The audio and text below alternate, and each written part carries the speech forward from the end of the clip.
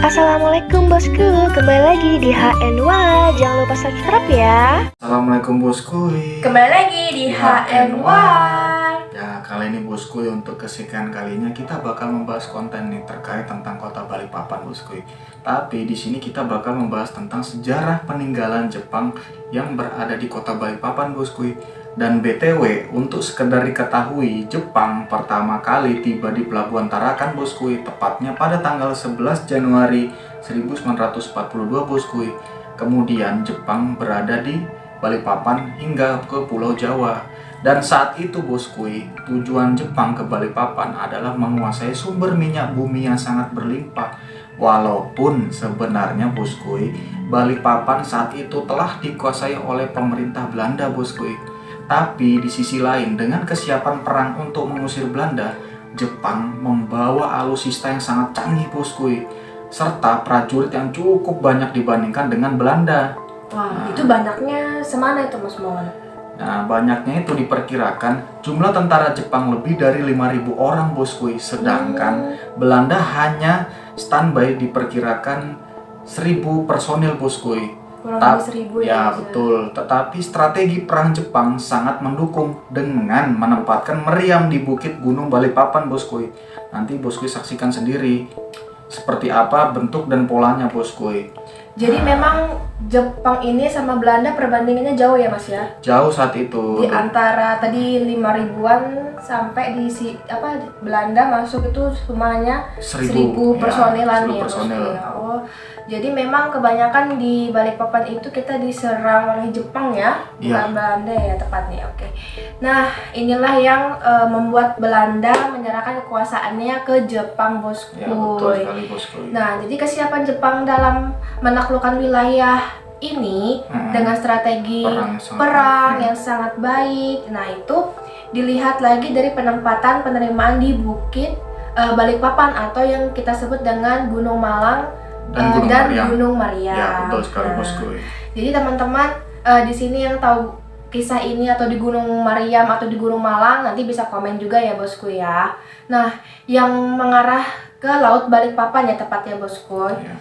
Nah, ini untuk warga mengatakan tuh sebetulnya tujuan Jepang ke Balikpapan itu untuk mengambil sumber minyak bumi dan mengetahui bahwa Balikpapan itu sangat kaya akan minyak buminya bosku, benar ya? Yang kita sudah jelaskan pada era yang sejarah kota Balikpapan itu memang kota kita ini melimpah dengan minyak bosku.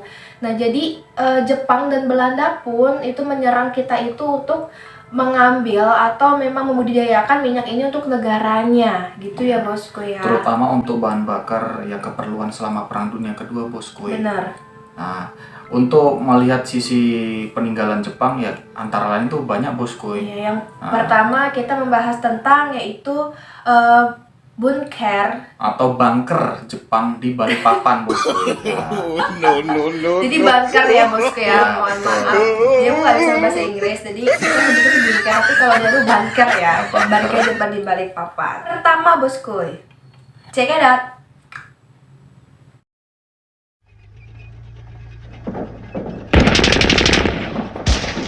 Pertama bosku, yaitu ada bunker Jepang di Balikpapan. Mau tahu? Jadi bosku, pada era Perang Dunia Kedua bosku, bunker berfungsi sebagai tempat pertahanan Jepang dari sekutu dan menghalau dari arah laut Balikpapan bosku. Dan diperkirakan ada 2 bunker di Balikpapan, namun kondisi salah satunya sudah rusak atau termakan usia bosku. Dan salah satu contohnya adalah pangkalan basis militer penjajah berada di Yonif 600 Raider di Balikpapan. Letak strategis yang dimiliki Balikpapan adalah dekat dengan Laut Utara. Nah, sehingga wilayah ini menjadi target sekutu untuk menguasai sumber daya alamnya bosku. Jadi penempatannya itu berada di Mas ya, Yonif 600 Raider ini ya. Iya, memang tempat ini memang strategis di Balikpapan ya. Ya, memang tempat strategis bosku karena berada di tengah-tengah wilayahnya. Oke, lalu kita masuk yang kedua.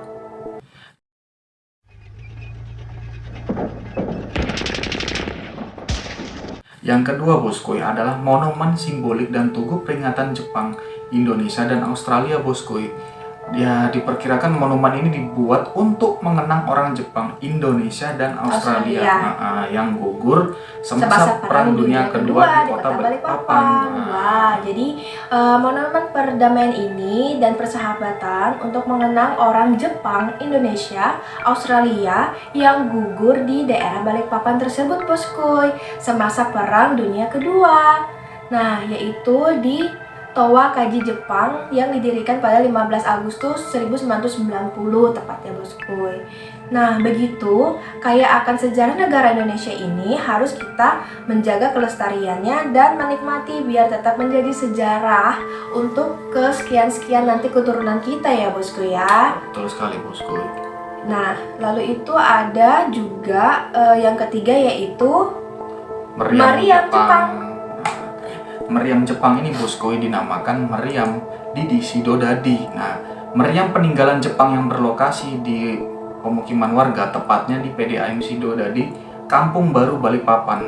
Nah, meriam Jepang ini merupakan peninggalan angkatan laut Jepang yang disebut dengan Kaigun di masa Perang Dunia Kedua, bosku. Nah, di mana meriam ini digunakan oleh tentara Jepang untuk pertahanan terhadap pihak Belanda ketika terjadi perebutan wilayah sumur minyak yang ada di Balikpapan, bosku. Nah, meriam ini juga menggambarkan bahwa kota Balikpapan pada saat Perang Dunia Kedua merupakan tempat yang strategis untuk pertahanan loh, bosku. Nah, seperti itu, bosku. Mantap ya, bosku ya. Ya, karena sebagai alat senjata untuk sumber pertahanan dari penyerangan pihak Belanda yang akan mengambil alih, bosku. Jadi, bosku, untuk Meriam ini juga berada di Marconi, bosku, yang terletak di Bukit Marconi, Kelurahan Damai, Kecamatan Balikpapan Selatan, bosku. Kota Balikpapan ini dimulai dari Perang Dunia Kedua loh, bosku, yang menjadi latar belakang jagar budaya dari kemenangan Jepang yang dimenangi pada tanggal 23 Januari 1942, bosku. Nah, atas Hindia Belanda ini di Balikpapan menyebabkan pengalihan kekuasaan dari Hindia Belanda ke Jepang loh, bosku. Sejak itu, pembangunan sasaran pertahanan oleh Jepang di Balikpapan mengalami perkembangan pesat.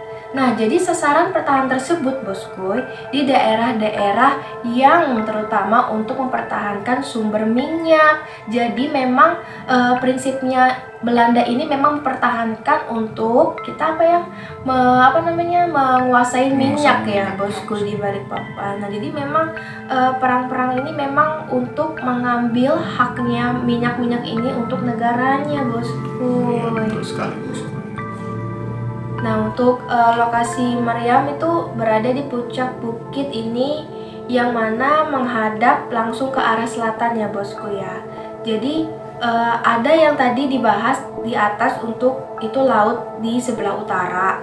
Nah, di sini kita di sebelah selatan Makassar, bosku, ya, di mana masyarakat sekitar ini menamakan area perairan tersebut itu dengan sebutan Boy 1 atau Boy 1 gitu ya, sebuah area yang dijadikan tempat kapal untuk melakukan manuver perputaran ya, yang arah bila menuju ke Teluk Balikpapan, bosku.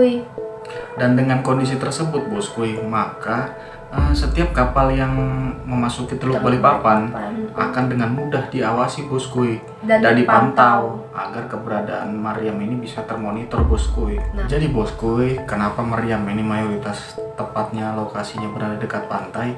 Ya, karena berfungsi untuk mempertahankan wilayah pantai dari pendaratan tentara musuh, bosku. Pendaratan ini, bosku, diperkirakan biasanya menggunakan beberapa jenis kapal, bosku.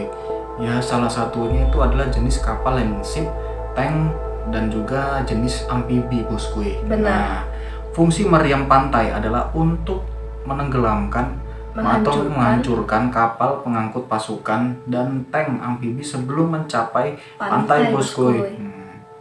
Benar sekali ya. Jadi itu kegunaannya ya, Mas ya, betul. Untuk meriam ini. Dan di sisi lain terdapat pelindung meriam di bagian pangkal, kondisinya masih tertimbun sebagian dalam tanah, bosku. Dan meriam ini terletak pada dudukan beton, bosku. Nah, terdapat ruangan semi permanen dari kayu ulin sebagai bunker dengan kondisi sebagian masih tertutup tanah, bosku. Jadi ini meriamnya ini nggak ke daratan, maksudnya nggak di atas tanah ya, masih ada yang sebagian tertimbun gitu ya Mas ya, untuk meriam di Marconi ini. Wow. Mungkin dari peninggalan-peninggalan Jepang ini yang kita rangkum ya bosku ya.